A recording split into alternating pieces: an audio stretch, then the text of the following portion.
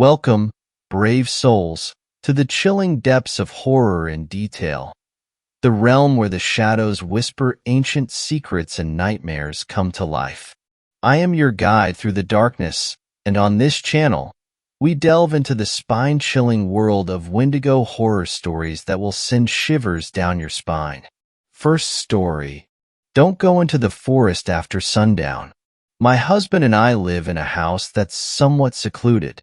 Our neighbors aren't the type you can just say hi to over the fence, and a large, thick forest backs our property. For the past year that we have lived here, I have gone on a run along the forest path almost every morning. My husband likes to sleep in, whereas I've always enjoyed my early rises.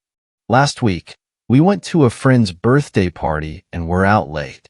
I ended up sleeping in and missing my morning run.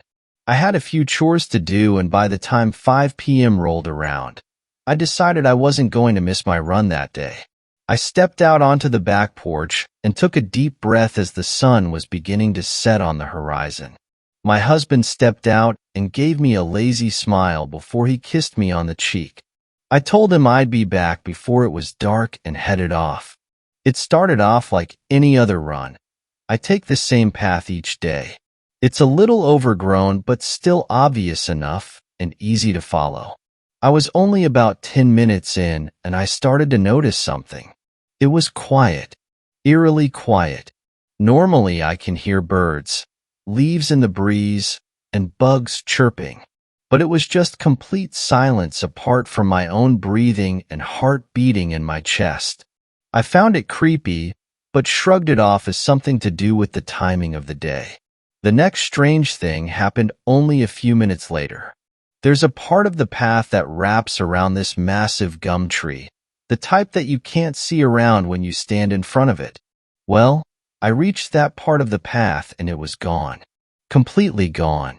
Not like someone chopped it down and there was a stump or a hole in the ground left. It was like the tree never existed in the first place. There was grass and fallen leaves in its place. It looked like any other part of the forest floor, untouched for years. I was starting to get a bit freaked out. I run this path every day. I know this tree is meant to be here. I remember the first time I saw it. I was in awe at the size.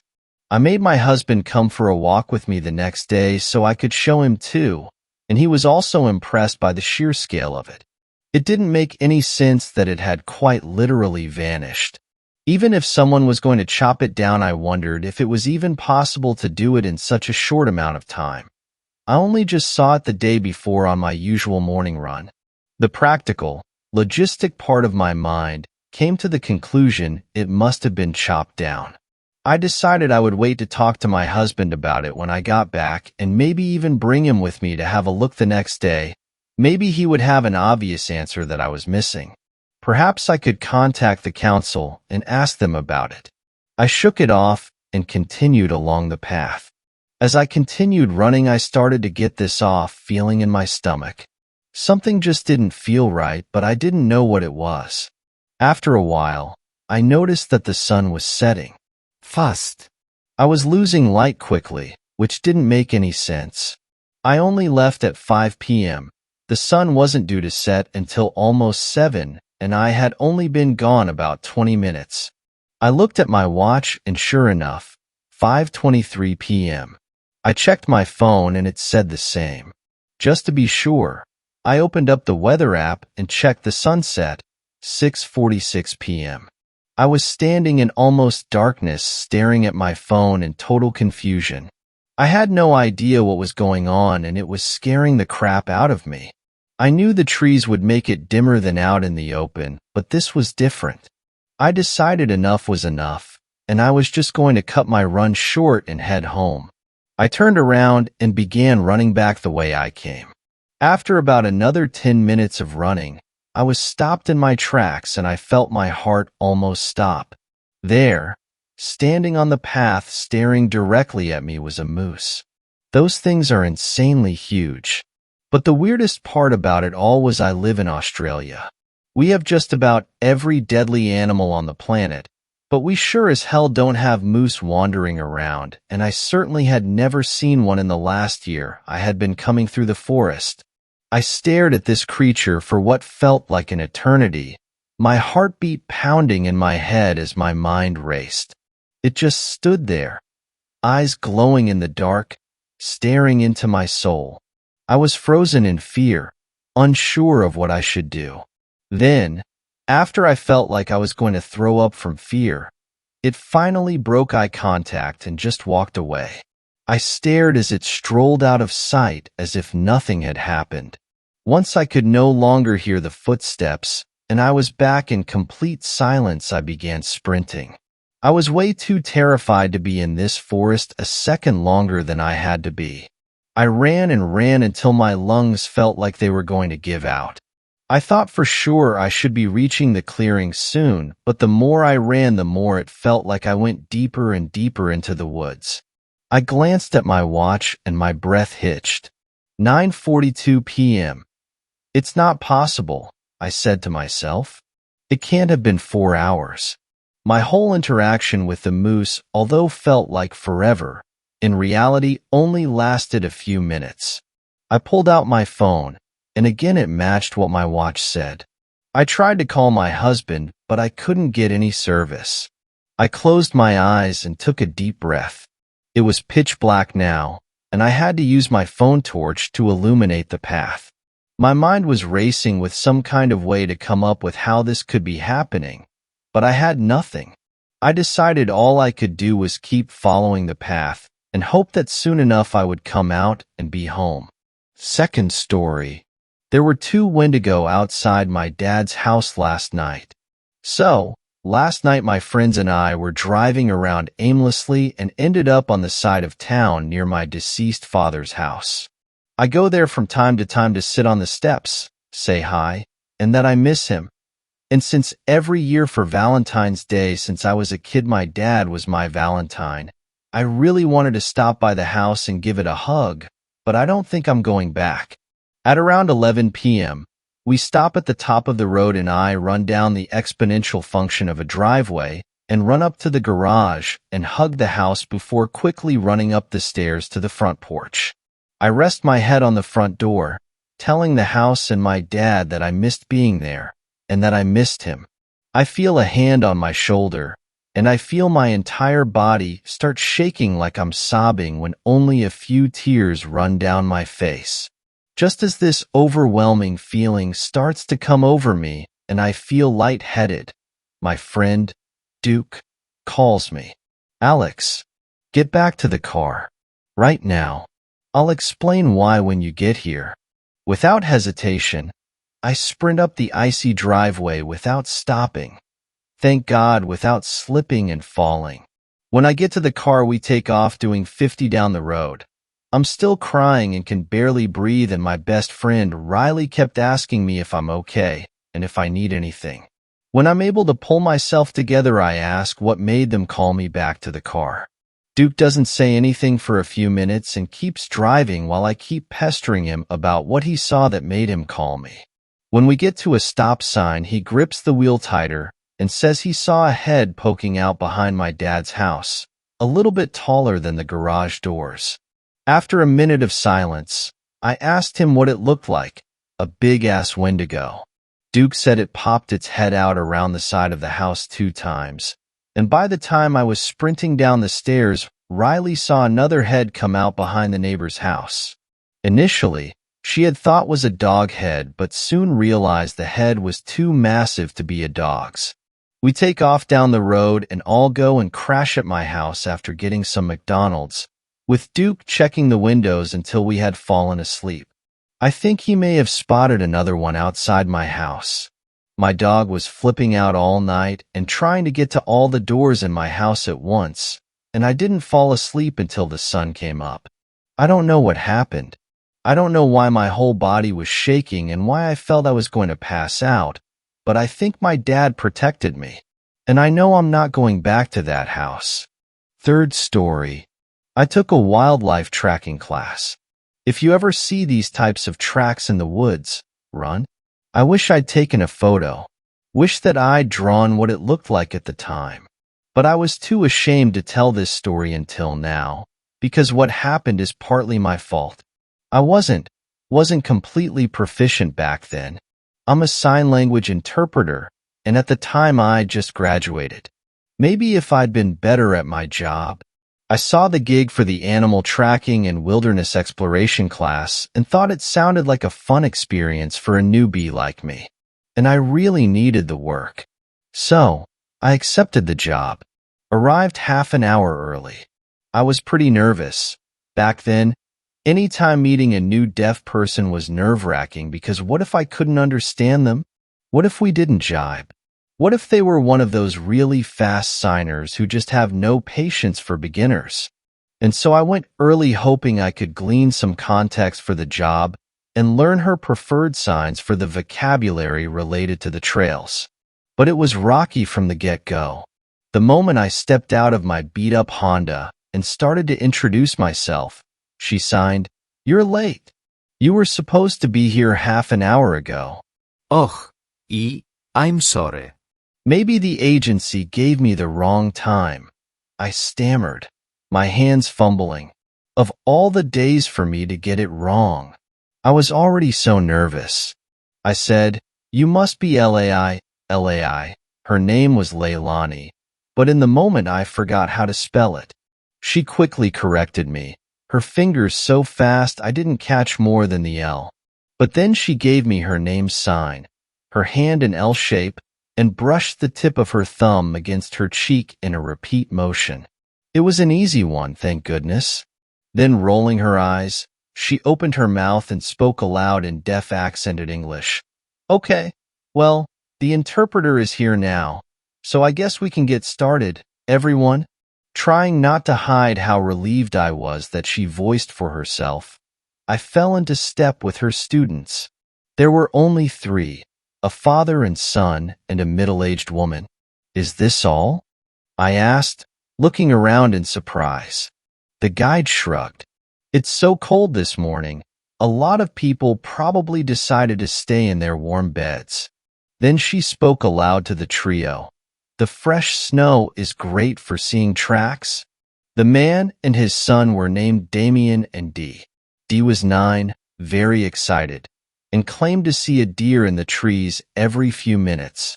Damien was a laid-back parent who made constant dad jokes. It was apparent he'd mostly brought his son here because of the boy's love of animals. Our last member, Chantal, was a gray-haired woman covered in healing gemstone bracelets who told us she enjoyed foraging for herbs and mushrooms. The freshly fallen snow had formed a crunchy, icy crust on the surface of the world, and it crunched pleasantly under our boots as we set off on the wintry trail. The sun's rays glistened off the surface of the snow like diamonds. Since the guide didn't need me to voice, my job was relaxingly easy. I signed whenever one of the 3 hearing people interjected a comment or question, or in Damien's case, a silly dad joke. 20 minutes passed on the trail, and then we took a pause so that Dee could wander off into the bushes because, predictably, the little boy needed to pee. While we waited, our guide turned keen eyes to me. She was a spry woman with crow's feet and just a hint of gray in her hair. "Nice to be an interpreter, huh?" she signed. "I bet you get to go do all sorts of interesting gigs." "This is definitely the coolest," I replied, and I meant it. I told her I mostly interpreted college classes, teamed with a more seasoned interpreter because I was still new. Her smirk said, "Yeah, I can tell." But she was gentler now that we were on the trail, and remarked, "Worth coming out on a frigid Saturday morning?" "Saturday? You mean Friday?" "No, Saturday. Definitely Friday." I checked my calendar and showed her. Ô hát giang. "I get so mixed up sometimes." She laughed, and the tension broke between us. Then she looked worried. "Maybe you were early instead of late. I hope I don't have other students waiting for me back at the parking lot. Oh God, what if I got the time wrong?" For a second, her expression clouded over. But then, like the sun piercing the clouds, She grinned as she noticed something in the bushes. Hey, raspberries. I saw only thorny sticks bowed over into the snow. Our guide chuckled and explained, voicing aloud for the others, that raspberries are pretty easy to identify. These canes grow tall and then loop down to the ground like this. The laterals, that's these side branches, produce the berries. You can recognize them by the leaves, always in a trio. She fingered a few remaining dead leaves. Raspberries, huh? Said Damien, as Dee returned from his pee break to examine the thorny shrubbery. Hey, Dee, know how you can tell a raspberry bush? The leaves, he said, echoing our guide. That's her way. But I'll let you in on a secret, easier way. Damien bent down and whispered loudly in his son's ear. Just look for the red berries. Then you know. Raspberry bush?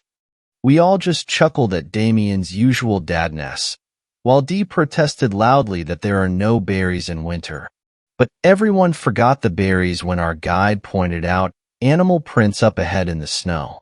Our first tracks. The two oval indents were deer hoof prints, marching through the snow across our path and into the trees. Dee immediately wanted to follow, but our guide convinced him we should stick to the trail. Soon we identified rabbit and squirrel tracks, as well as some bird prints. But then, just as we reached a dip in the trail leading to a narrow stream, our guide frowned at a set of very large prints. They came from the trail beyond and vanished into the stream in front of us and looked almost like human feet. Almost. But with longer toes. It was difficult for her to get a clear sense of the prints, she told us, because whatever creature made them was shuffling along through the snow, making the prints blurred and elongated. Ooh, a mystery. Damien nudged Dee. Let's follow them, squealed Dee. Is it safe? It's not a bear, is it? Wondered Chantal. No, not a bear. Definitely not, the guide assured us. She eyed the tracks again, frowning. They came down the very trail we'd be taking if we crossed the stream. But because the tracks went into the stream, presumably coming out somewhere else, if we followed them, we'd be heading in the direction the animal came from, not the direction it was going to, meaning we were unlikely to run into it. Anyway, there weren't any large, dangerous animals in these woods, according to our guide. After pondering for a moment, she declared we could finish the trail loop. Once we crested the hill, it would curve around across a meadow and take us back to the parking lot. What if they're human tracks? Chantal said. Last year, a hiker went missing here. What if it's them? Our guide looked skeptical. Are you sure you aren't thinking of a different park? I've worked here for years and never heard of anyone going missing, except one hiker who got found a day or two later. It was definitely here, insists Chantal. I remember because I avoided coming here for months because of it, even though I live pretty close by. The story just scared me. A hiker wouldn't be wandering out here a full year, especially barefoot. There have been dozens of people on this trail since. The guide shrugged. Dee was already up ahead of us, forging across the stream and then dashing through the snow. The tracks lead up here, he shouted. Hey, Dee, don't run so far. Damien hollered. We all hurried to catch up. Dee had stopped at the crest of the hill and stood there, small in the bright sun, staring at something. As we all caught up, panting and out of breath, we looked to see what had captivated his attention. Here at the hill's crest, the trail forked. In one direction, it descended across a wide field, slowly looping back towards the woods and stream and presumably the parking lot where we'd started. In the other direction, the tracks followed the trail through dense trees and into a cleft in a rocky cliff face, vanishing into darkness. Which way do we go? Asked Chantal, turning to look along the sunnier trail. But Dee kept pointing to the tracks and the cave and saying, Please, let's follow the tracks. Please? Can't we see what's there? I dunno, buddy, said Damien. You sure you want to go into a spooky dark cave? Yes. The guide, meanwhile, pursed her lips. She caught my eye and signed. They could be human tracks. If they are, they're barefoot, and the way they're dragging their feet in the snow. They need help. If there's any camping material in that cave, maybe it's someone who got stuck out here. But her eyes narrowed on the cliff wall. She motioned me to join her, and we followed the footprints through the trees. Dee immediately tailed us, which meant so did everyone else. As we approached the split in the rock face, the guide paused and signed to me, I'm going to see what's in there. The thing is, I've hiked these trails for years. I don't remember there being a fork like this. It's strange. This shouldn't be here. I need to check and see what's going on. Stay with the group. I'll let you know if it's safe and just ends up being an empty cave or something. Are you sure you don't want me to? Stay, she signed. Then she turned and called aloud to the other three. Stay here. I'm going to go check and make sure it's safe. The wait for our guide's return seemed forever. We had left the sun behind and stood in the shade of that rocky cliff. The temperature felt as if it had plummeted 20 degrees. And not just a chill on my skin, but the cold seemed to have injected into my very veins. An icepick of terror that increased with every passing moment. My heart rate escalated. Suddenly I thought maybe I understood what people meant when they talked about negative energy. The path was wrong. It shouldn't be here. We shouldn't be here. And the tracks, something human or not quite human? What did that even mean? The wait for our guide seemed an eternity. Finally, the crunch of snow, and relief whooshed out of me in a sigh as the guide appeared at the mouth of the opening and called, It's safe. Everyone come on. Dee bolted ahead. Damien and Chantal followed. The guide called again, the same phrase, It's safe. Everyone come on. But her hands were moving. The others probably thought she was signing, Let's go. Looking back, I wish I'd had more experience. Wish I'd trusted my eyes more. Because maybe then I would have shouted a warning. If I'd been a more experienced interpreter, could I have stopped what happened? I don't know. I was still trying to make it all out, confused because my ears and eyes contradicted each other. Her voice said, It's safe. Everyone come on. But the pointer finger of her right hand slid between the splayed fingers of her left and jerked outward. A motion that looked as if her pointer finger were escaping. Run, run, run. Don't follow her. I shouted. Too late. Dee and Chantal had already gone in. Damien was slower and cast one look back at me before plunging into the dark after his son. Now there was only me.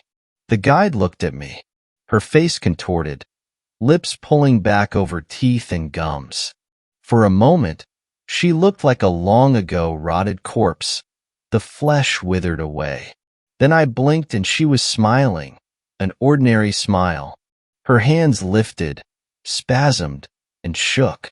And then instead of telling me to escape, her arms gestured stiffly like those of a marionette. Come. Now, her voice and gestures matched as she said, Come on. I fled.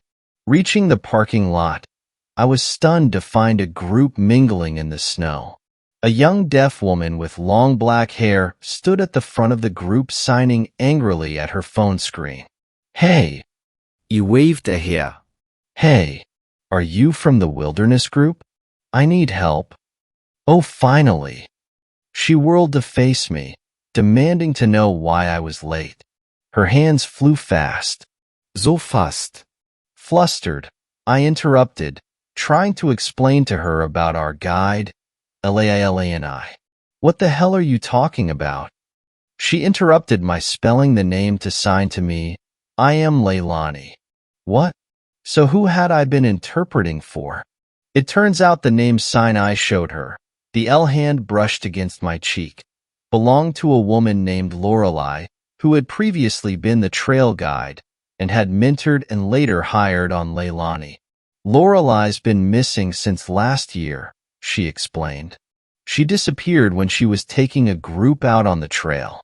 She went to check some strange tracks and never came back. Last year.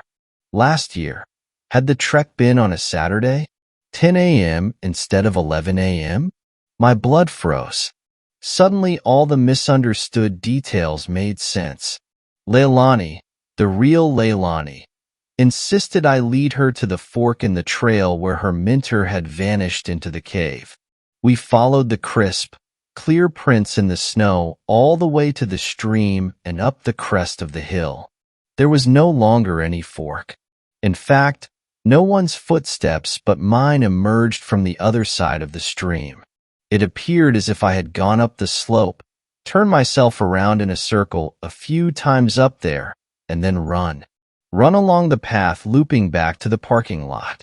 But as we got back to the parking lot, I noticed something. In the crisp snow, the impressions our boots had made were clear. There were mine, Damien's, Dee's, and Chantal's, big boots, little boots, all with differing treads.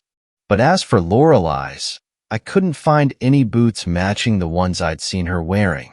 The final set of prints among our group from the parking lot, shuffling around in the place where Lorelei had stood, were barefoot with elongated toes.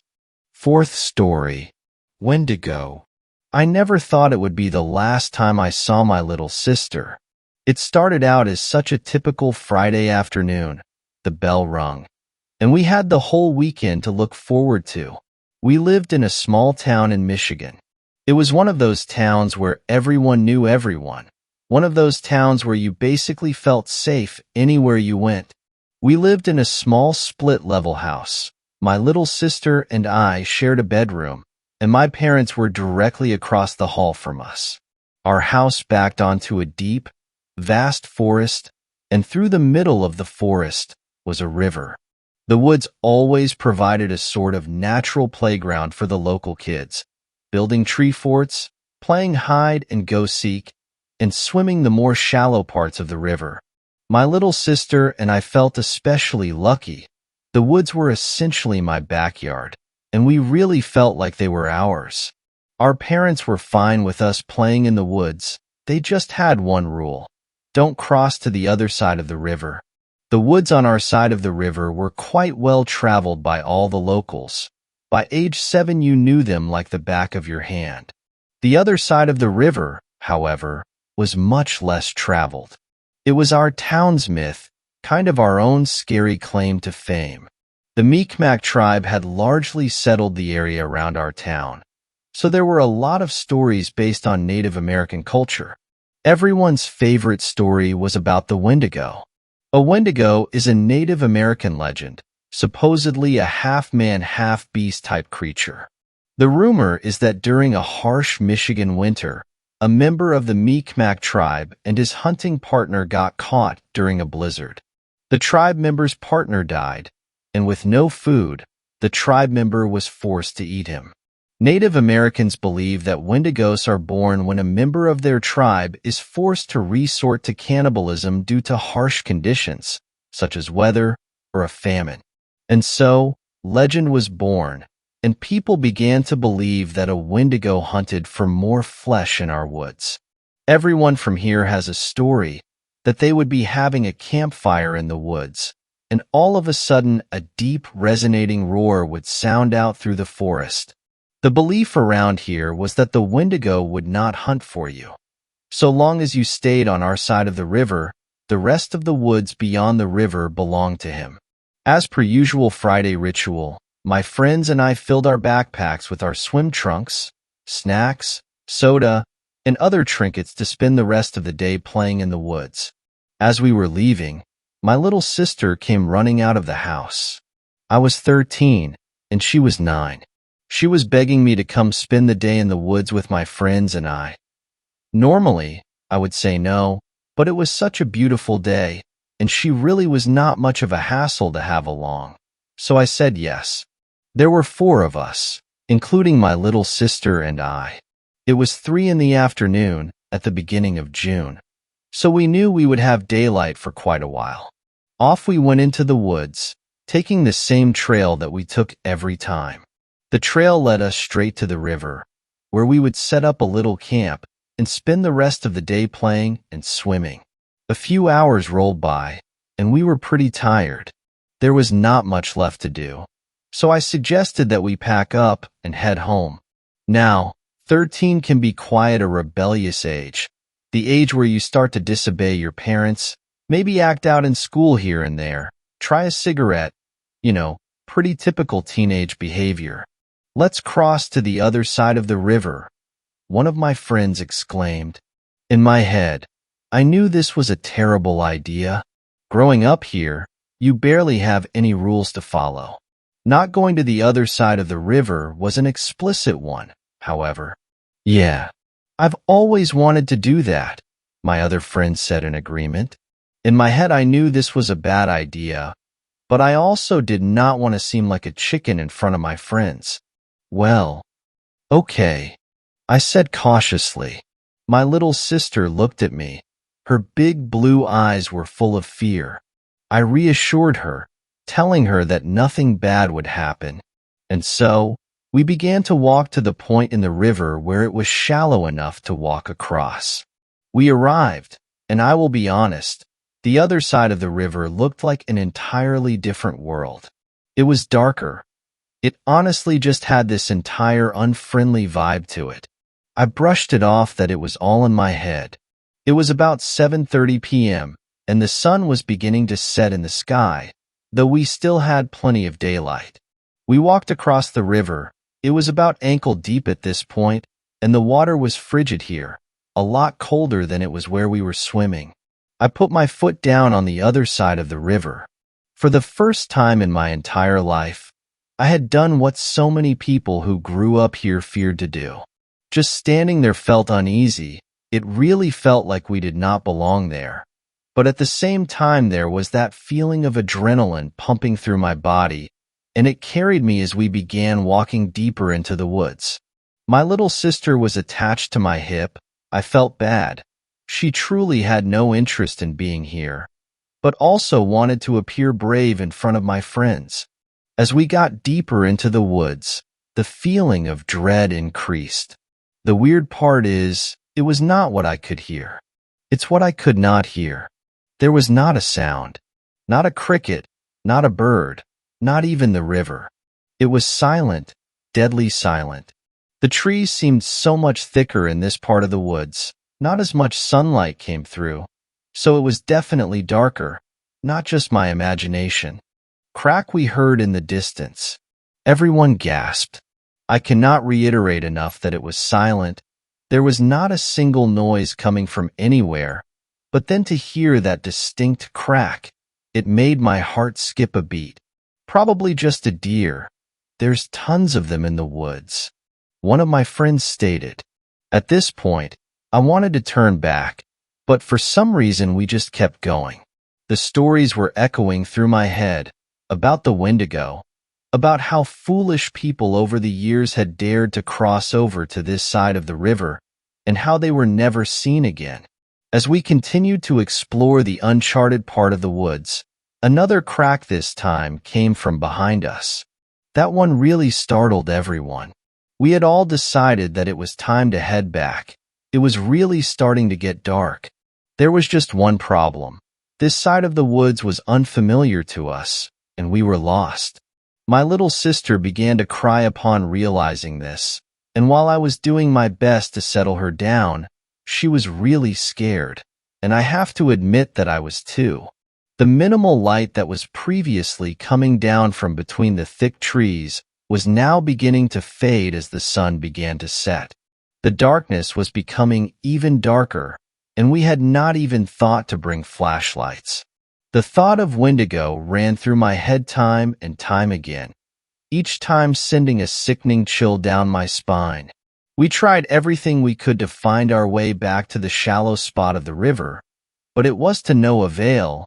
We could not even find the river to begin with. Crack we heard again from behind us. Then a low rumble that resonated through the trees. Whoosh, a gust of wind hit us from the side, knocking me back and knocking my little sister over. The rumble got louder, growing into more of a roar. "It's a bear!"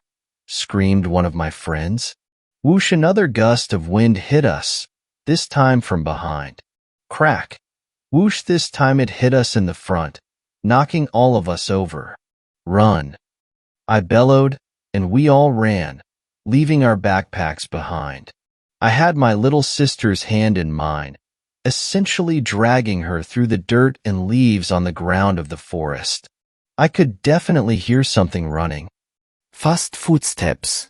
They would be behind us, then beside us, then gone. "It's the river!" screamed one of my friends. We all stopped as we approached the river's edge. It was too dark to tell if it was shallow or deep at this point. The roar returned, this time coming from behind us, and it was close. "We have to jump in," I said. And oh, my two friends and my little sister screamed simultaneously.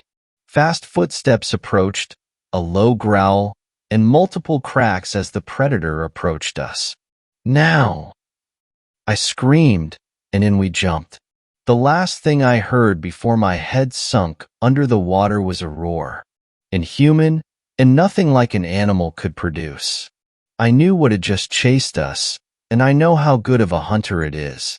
My question to myself was why, and how are we still alive? The water was pitch black, and it was deep. We were all strong swimmers, and managed to find our way to the other side of the river, our side of the river. Even in the dark, we were able to navigate this side of the river and find our way back to the trail that led to my house. The whole walk back, all I could think about how was if Wendigo wanted us dead. We would be dead. Every legend about it speaks about how it is the best hunter, and how once it tracks you, you are dead. We arrived back at my house to some very angry parents, scolding us. We all explained how we had just lost track of time, having too much fun playing in the woods. They bought all of our explanations. No way were we going to mention the fact that we went exactly where we had been told not to go our entire lives. I prepared myself for bed and went to lie down in my bed. It was hot this time of year, so my window was open. It was letting in a gentle breeze that felt quite nice, so I decided to just leave it open. As I lie there, I hear the sound of the quick footsteps again, accompanied by the low rumbling. My palms began to sweat. My heart dropped into my stomach. Had Wendigo tracked us back to our house? As slowly as possible, I turned the lever and closed my window, doing my best not to make a sound. My little sister was asleep on the bed parallel to mine, and I did not want her to hear any of this. I shut the window and flipped the latch to lock it. My parents were asleep. My little sister was asleep. I was the only one awake for this. I lay under my covers, noticing every little sound my old house made. And then I heard it. The kitchen door was opening. It makes a distinct squeak when it opens. I began to shake. Wendigo had come. I could hear it moving about our basement, knocking a glass over, opening cupboards. The sound of fast footsteps below me. The fast footsteps became louder as Wendigo made its way up our staircase and to my bedroom door. The knob turned, and Wendigo was inside my bedroom. I shook violently, my hands clammy, my stomach sick. I hid under my covers as I listened to the low rumble grow louder and louder with each footstep it took in my room. And then whoosh, the same sound it had made as it hunted us in the woods. The rumbling had stopped, and the fast footsteps were gone. Wendigo too was gone as I emerged from under my covers. But where did it go? The sun shined brightly into my room the next morning, and I hopped out of bed. I went downstairs to find my parents sitting in the kitchen, my dad reading the newspaper and drinking coffee, my mom frying bacon for breakfast. "Morning, champ," You must have slept well after your big day yesterday. My dad said. He was right. It was 11 a.m., and I rarely sleep past 9:30. The same for your sister. My mom said. Why don't you go wake her up, champ? My dad said.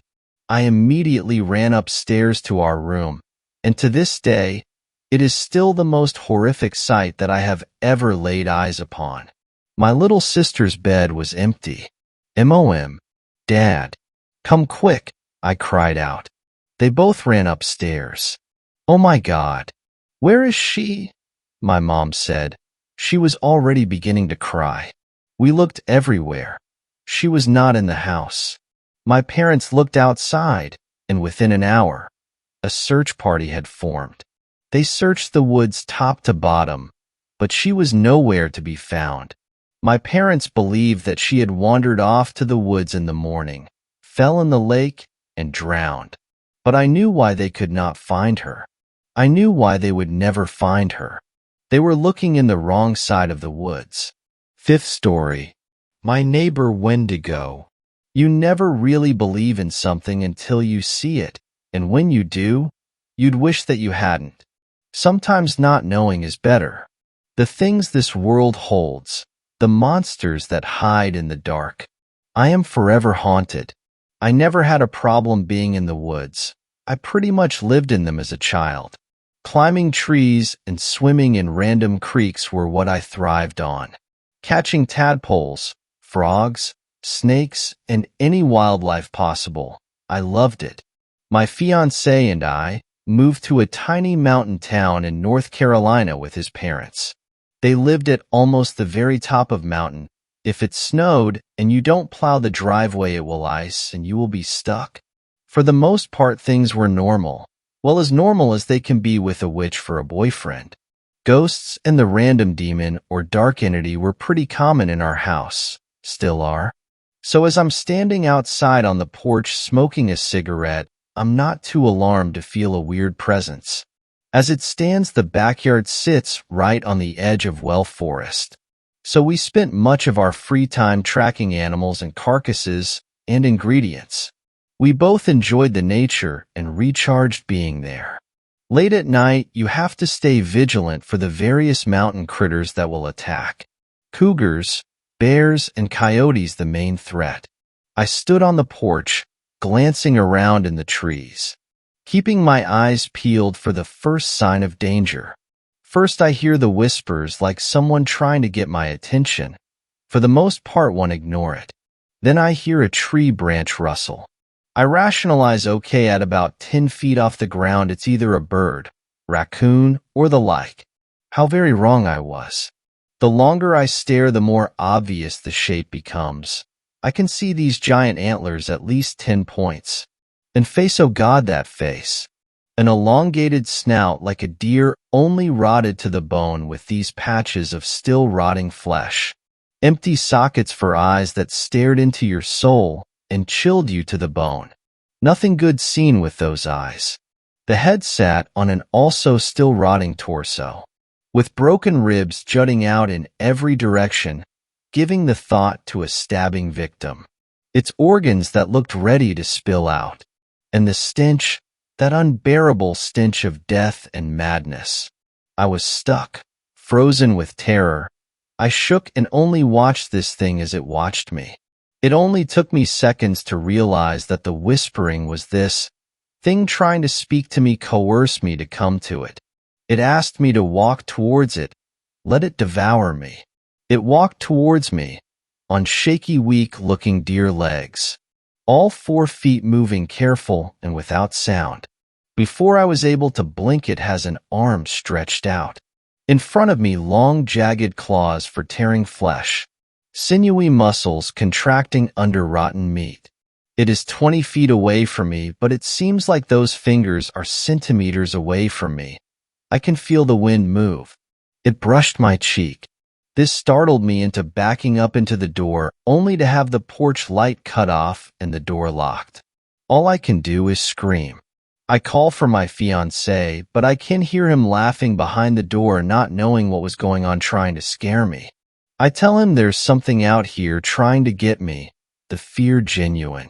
He swings open the door to yank me behind him while he looks around. There's nothing there. The thing vanished. He asked me what I saw, and all I could muster was Wendigo. I thought he'd given himself whiplash with how fast he spun around. He knows the word and the creature well. Native American folklore advises that you stay away from them, never speak to them, and most important, never turn your back. I've only recently told him the details of what I saw, the thing that haunts my nightmares and made me so afraid of the dark I can't be alone. I have never felt terror so heart-wrenching and chilling before. I felt a piece of me died and sucked into that monster's endless abyss for eyes. I never want to see that awful face again. I only thought that here was an appropriate place to share my story. 6th story. Why I never answer when someone calls my name while I'm hunting. All these stories about the wilderness made me remember a story my cousin told me. Hunting is a huge part of the culture in Hawaii, and kids often learn from a very young age how to hunt. My cousin, who is in his late 20s now and has been hunting for a good 20 years of his life, has had some strange experiences in the wilderness, but this one always stuck with me as the weirdest one. Have you ever heard of a calling spirit? I'm sure they exist outside of Hawaii, but the gist is, if you're somewhere like the woods, or you're alone somewhere, if you hear someone call your name, you do not answer. Bad things happen when you answer. I'm going to write the story like how he told it to me. I was around 8 years old when this happened, when I had just started going hunting. Me, my cousins, and my uncle went hunting one evening in Wailua. By the time we were done, we were about a mile away from our truck. It was about 9 p.m. and it was dark. My uncle said, "I'm going to go get the truck. You kids wait here." But my cousins wanted to go with my uncle. I said, "I'll wait right here. You come get me. I'm not walking." I was over walking. My uncle was like, "You sure you want to wait alone?" I said, "Hell no. I'm not walking, I'll wait." So he said he would be back in half an hour with the truck. Not too long after they left, I heard something moving in the bushes. Then I heard my uncle's voice. "Hey, Kai. come on, let's go." I said, "Hell no, I'm not walking back." And then my uncle whistled. You know when you're out playing with the other kids in the neighborhood and your dad whistles for you to come inside, and you know when you hear that whistle, you better go fast? That's the kind of whistle it was. So I jumped up and started walking. My uncle was walking ahead of me. I couldn't see him in the bushes, but I could hear him because he's saying things like, "You don't want to listen? You gonna get in trouble?" Then he said, "Come on, let's go down here." He wanted to go into the bushes, off the path. I knew something was wrong. I said, "But I thought we were going back to the truck?" Just then, I saw headlights, back in the direction we started. And then I heard my uncle's stereo blasting, the only song he ever plays when he goes hunting. I start running. I take off, and something grabs my backpack. I fly my arms back, and I let whatever it was take my bag. I get to the truck, and my uncle asks, "Where's your stuff?" I point back to where I was and say, "I was following you." My uncle turns pale and yells, "Get in the car now." I'm bawling. I'm scared. I know I messed up. I know you never answer when someone calls, but it sounded just like my uncle. He immediately took me to my other uncle, who blessed me. Till this day, when I go hunting, I never answer when anyone calls my name. 7th story. I think there is a Wendigo in the Minnesota woods. First things first, I wasn't there, but I was the first person he told. This happened in southeast Minnesota. I am not going to be telling the exact location, but it was in a smallish forest on a long bike trail. One more quick thing. It was really windy this day. My friend, who we will call S, and his father were on a bike ride. It was about a 12-mile bike ride. So they are doing their thing when about 5 miles and S sees what he thinks is a deer. They keep going and S sees a flash of brown next to them in the trees, and it is like this thing is running next to them, like keeping pace, but he doesn't hear anything. He points it out to his dad, and his father says that it's probably a deer, but he agrees it is really weird. So they keep going. They get to this little beach where they usually rest and look at the river. S notices something feels off. He notices that first of all, there is no trees swaying. Secondly, there is no animal noises. Then he realizes he didn't see any animals the whole time they were there, except the deer. The silence was heavy. It was like every animal left. The woods were silent. S tells his dad that he isn't feeling very well and that he wants to go home. His dad begrudgingly agrees. They get on their bikes and S is almost hyper-aware of his surroundings. They go for a while until S sees a flash of brown again and antlers. They keep going until they hit this clearing. The clearing looks like a big field with trees around it and a bike trail through it. As they enter the clearing, S looks back, and there is the fucking beast standing on its hind legs, and he said it was like 9 feet tall. It had antlers, and it looked like it had a deer head or some shit. He said he was terrified. They finally got out of the woods and the wind was back and there was animal noises again. I think this was a Wendigo, but I am not sure. I honestly don't know if I believe him, but we are in Minnesota and it wouldn't be impossible. But are we a bit too far south for Wendigos? If you have any ideas or theories, please let me know. Okay, apparently I haven't hit the minimum word count, so I'll give you more minor details. We are pretty much at the bottom of Minnesota. Nowhere close to Rosisu, Minnesota. Like I said, it was really windy this day, like really windy. I think S is kinda sensitive to the paranormal. Just a little bit. Although the Wendigo isn't really paranormal. They have been biking on this trail before. They didn't go the whole way, they went about half. I think it is too short to be a Wendigo. Is it possible it is a skinwalker? I looked on a map, and the tribes that were in this area were the Dakota Sioux. This area usually has a lot of wildlife. It was before noon when this happened. He didn't see any other people other than him and his dad. Neither of us know what to think about this. I'll ask him about what it smelled like, or if it smelled weird in the area. 8th story. It was not a Wendigo. So today me and my friend, we'll call Haven for the story, went out into the woods as promised. We had not brought a Ouija board though. Haven knows all about my messed up relationship with the otherworldly. But what happened today has me wondering if I'll even wake up tomorrow. So the night before we decide to do this, my ma tells me something I didn't know. One day my pa in a drunken fit goes deep into the woods, and to his horror he finds mangled carcasses of coyotes, deer, and even a bear. I knew this wasn't some normal predator, and I just knew something would go wrong if we tried this, but I brushed it off.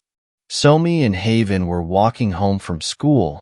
I live 30 minutes away from it, and we started talking about what we think will happen. I honestly didn't think a damn thing about it. As we neared our location, the air became thin. The old abandoned cabin that the skeletons were found had a metal roadblock, making it hard to exit or enter, which proved to be a nightmare. Possible trigger: suicide mention, not graphic, just the word. My friend Haven wasn't getting notifs from her phone anymore, and apparently her gram had called. About a month ago, Haven attempted suicide, but she's still here and doing much better. Her gram from North Dakota called to make sure she was all right, and we were by this cabin. Before she had called, H had asked, "Do you really think it's a Wendigo? Like, why attack this little town?" Like I said, I'm part Native American, and in this culture, we're not supposed to talk about skinwalkers or the gain interest in us. I explained this to her and said the following: "No, I believe it is actually a skinwalker since I talk about them so much it would make sense as to why they'd come for me." She then called her gram back. While on the phone, I pointed out how there was no other sign of life. My house is just down the road from hers, and all you hear is birds, but it was dead silent.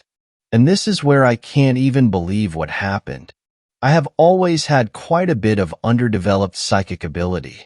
Like I'll see glimpses of the future and they'll come true unless I change something I'm doing. All of a sudden, just as her gram starts tell her she loves her, it started breaking into this garbled static of screams and howls, and I panicked. I saw a glimpse. There were two skinwalkers behind us quite far away, but I knew if we waited any longer, we'd die.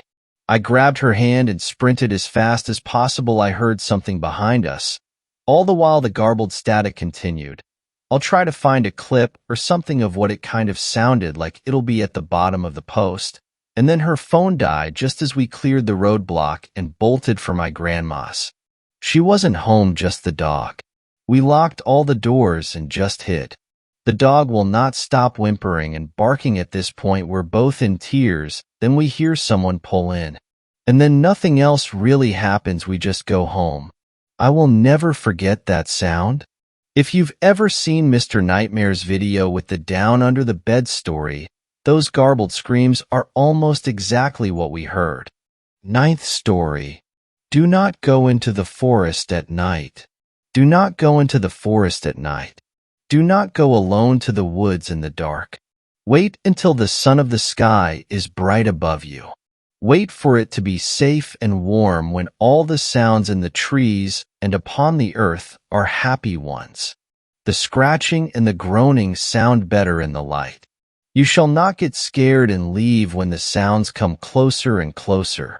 Maybe you will see the small, kind creatures you love so dearly if you stay in the forest when the day is bright. Please travel far, far away from your busy stone villages and come wander through the forest in the light. Bring your friends with all their bones into the woods. More bones and more muscle is safer and happier. Two-legged beasts are bolder when they are surrounded by the flesh of their flesh. Bold and happy and safe. Bring your friends and your fermented drinks into the forest so you can enjoy yourselves. Let your minds lose their sharpness and let your muscles soften, for they will be sore and strained from the rocks and the branches underfoot. Stay, drink, lounge in the forest leisurely. Know that everything around you is good. Only good things can exist in the light. Do not bring your loud, metal weapons into the woods.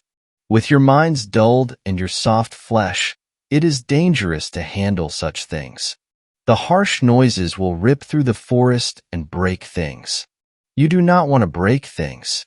You do not want to hurt things. You do not want to make things angry. Things can be cruel when they are angry. You will have a better time in the forest with your lovely friends if you do not bring your exploding weapons that smell like tangy smoke and oil into the forest. There is no need as long as you are here in the light. Fall asleep in the moss and the leaves. The earth will cradle your body. It is safe in the light in the forest where the world is gentle and nature is the perfect bed. The trees will stand guard and nothing bad will walk between them, getting closer and closer to your beautiful sleeping bodies. The ground will not swallow you. There will be no gnashing teeth or ripping claws. Those things only happen at night, in the dark.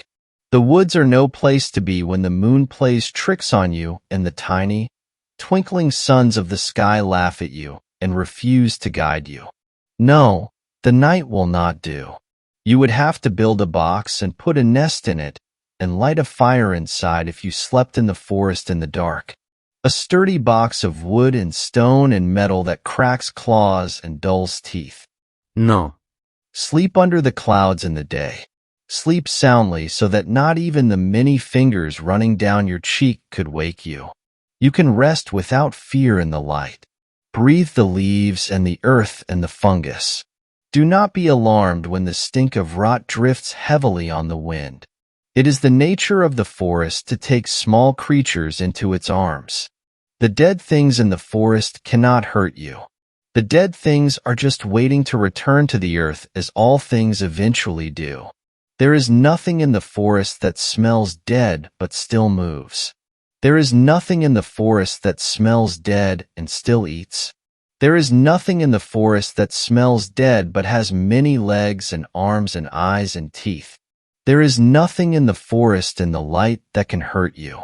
Only in the dark are these things brave enough to stalk you like thieves, like liars. You need not worry about the strange smells, musky and ancient, in the light. Do not be quiet in the forest. Go far, far into the woods so you can scream if you want and not cause alarm. Walk further and further until things seem strange and unfamiliar but thrilling and beautiful. Things humans may not have laid eyes on in an unfathomable number of moon rises. The forest has so many wonderful secrets in the light. If you wish to find them, so push on. Walk on. Delve deeper. Flowers lift their faces, stones glitter. Leaves become an infinite tapestry, so please speak your wonder. Talk and laugh and sing. The kind, curious animals will seek out your merriment. Please notify the forest that you have entered, so it can show you itself completely. Nothing that hates the honey of your voice is lurking in the forest in the light. It is okay to test the volume of your lungs like you cannot in the stone cities. The woods are vast. It is permissible. Nothing bad is waiting in the forest to hear the voices of two-legged beasts. Nothing bad in the forest is using your voice as cover for their own footsteps.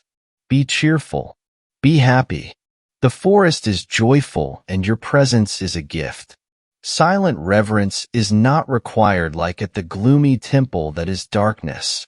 Give the forest mother the gift of your sound when it is most appreciated, in the light. Feast on the rewards of your hiking. The woods are fruitful and giving. Eat the berries and the small, hard apples and the tender mushrooms. These are the things that you would be robbed of in the dark. The forest is wasted in the night. Come in the light and make a meal of such abundance. The berries will sweeten you. The mushrooms will make you tender. The ferns will fill you with a sharp, appealing aroma. These are so much better than the cloying tastes from the stone cities. Drink deeply of the fresh, clear water. Cleanse yourselves of the acrid flavors you carried in with you. Bathe, if you wish, as if in a ritual that will unite you with the forest. Your skin, your flesh, your insides will be better for it. Much, much better. There's nothing to keep you from partaking of such beautiful things when you wander in the forest in the light. There are those who would tell you, two-legged creatures like you, like us, that there are ancient things in the forest. Ancient things that are tired and old and half-blind but hungry. They are so hungry. There are tales of tall, withered beasts with some of their bones on the outside. There are tales of many-legged things that slither through the underbrush as if it was water. There are tales of things that seek to devour the flesh, consume the bones, imbibe the very souls of the two-legged beasts that speak like gods. There are stories of great dogs with many mouths full of sharp, gnashing teeth. There are stories of trees made of long, skeletal fingers that drag two-legged creatures into their earthen mouths to tangle in their horrible roots and drink the milky fluids from unlucky eyes. Some of these may be true, but never in the light. Nothing can hurt you in the forest in the light. Nothing would ever hunt you in the forest in the light. There is nothing waiting to consume you in the forest in the light. So, dear creature, sweet brother, do not go into the forest in the dark. Do not go alone, and do not skulk silently through the brush like a slick phantom. Do not burden yourselves with weapons in the daylight. It is the dark that is not your friend. The dark will make you overly cautious. The dark will rob you of your joy. The dark will hide the very treasures that the forest wishes to bestow upon you. The dark is a trickster. The night is a heavy veil over untold beauty. The dark does not welcome you. The dark does not care if it hurts you. The dark does not appreciate the sweet beauty of your muscles, the intricate machines of your flesh, pulling you deeper and deeper into the woods. The light is a friend. I am your friend, so please, please, come with your companions to the forest. I would be glad to meet you there in the light. 10th story. There's something evil lurking in Hoosier National Forest. I've been more than a little hesitant to post this, but after what just happened on my last hike, I feel like there's no other choice. The parks may suffer for it, but people have to know. There's something evil in Hoosier National Forest. Possibly more than one. I've had similar encounters in multiple parks within HNF. Enough to make me question if one thing could be responsible for all of them. I've been followed on trails before. I've heard voices out in the woods that couldn't possibly be real. People who are too far away to be there. People who are dead. I once heard my granny's voice coming from a cave in Hemlock Cliffs. On my last hike, I went to Mogan Ridge, hiked the East Trail. It was scenic and beautiful. A nice day, if a little humid, not too sunny, not too windy. The hike was going wonderfully, until I realized that something was following me. I've seen and heard a lot of weird things in the woods, but this blows them all out of the water.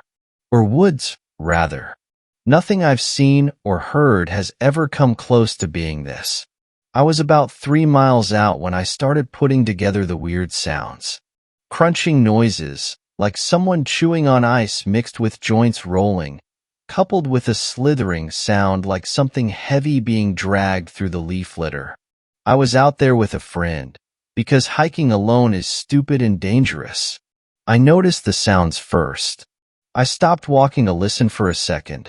I think I said something like, "Hey, John, do you hear that?" When my friend stopped to listen too, the slithering stopped. The crunching kept going, though. It was a really nasty sound. The kind you can feel in your neck that makes your spine want to twist up. Like somebody chomping down on something hard. Like that sound when you roll your neck or crack your knuckles. The kind of sound you can feel in the fillings of your teeth. It was unsettling enough that neither of us wanted to stick around and find out what was making the noises. Neither John or I are fearful people, but something about those crunching noises sounded wrong, out of place and threatening. We started walking again, and the slithering started up again. At first we thought maybe it was my walking stick making the dragging noise, but when I held it up away from the ground, the slithering didn't stop. John suggested weakly that maybe we were dragging our feet, and that was what was making the noise, but we both knew that wasn't it. The trail was too steep and too rocky to drag your feet on. Our next guess was a snake, but snakes in Indiana don't get big enough to make dragging sounds like whatever was making that creepy slithering sound. That was about when we started to hear the heavy breathing, like somebody behind us was panting down our necks. Once that started up, we really began shitting ourselves with fear. Because black bears have been sighted recently in Harrison County, a stone's throw from Perry County where Mogan Ridge is. We were certain that any second a bear was going to jump out of a stand of trees and eat us both alive until the whispering started. At that moment, we knew it was not a bear. Bears do not whisper. Nothing in the woods whispers. Not even mockingbirds. That just made it so much worse. Because whatever was breathing down our necks, whatever was crunching and slithering behind us, it was speaking, and it knew our names. John, John. Ash, Ash. John, John, John. Ash, Ash, Ash. Look at me, John. Look at me. Ash, look at me. Turn around, turn around, turn around. Look at me. And all the while it whispered. The chomping sounds continued. I began to fear that those sounds were it chewing on the bones of the last hiker to come through here. I braved a glance over at John, and John braved a glance over at me, and there were tears running down his face like the Ohio River was flowing out of his eyeballs. I can only assume the same look of terror and despair was etched into my own face. I wanted nothing more than to run away. Run all the way to the end of the trail and get in the car and never, ever come back here. To never go within 10 feet of another tree ever again. But the hill we were climbing was too steep to run up. I could only walk, slowly, up the hill, this thing behind me all the while, whispering to me, saying my name. I don't know how long it went on, hours, maybe? It felt like days. We ran whenever we could. Wherever the ground was flat enough, we ran. But no matter how fast we went, we could never seem to outrun it. It was always right behind us, whispering in our ears. Ash, Ash, Ash. Such a waste of talent. Such a waste of potential. Will your parents miss you when I've stripped the skin from your flesh? Will they notice you're gone when I've sucked the marrow from your bones? I thought the nightmare would never end. I thought I'd die on that trail, my bones picked clean and scattered among the rocks. No one would ever know where I'd gone. That I'd drag my friend to death alongside me. I've never run so fast as I did when I realized the trail had begun to loop back around to the trailhead, that I was almost to the car. Only a quarter-mile more to go. I don't remember falling. I only remember something grabbing my ankle and pulling me down, dragging me backwards. The sound of my own screams ringing in my ears. John screaming. John pulling on my arm, dragging me out of the creature's grip. Crawling up the last hill on my hands and knees, rocks slicing into my skin. Screaming. And then light. The parking lot. John pulling me back to my feet, running to the car. As we pulled out of the parking lot, tires screeching, I looked back and I saw it. Tall, corpse pale, skeletal, skin stretched taut over bones. Hunched over on all fours, limbs inhumanly long with too many joints. No eyes, only gaping holes in its face. A grin of blackened razors as it watches us pull away, lifting one skeletal arm up to wave at us. A single human arm clutched in its grip, torn off at the shoulder.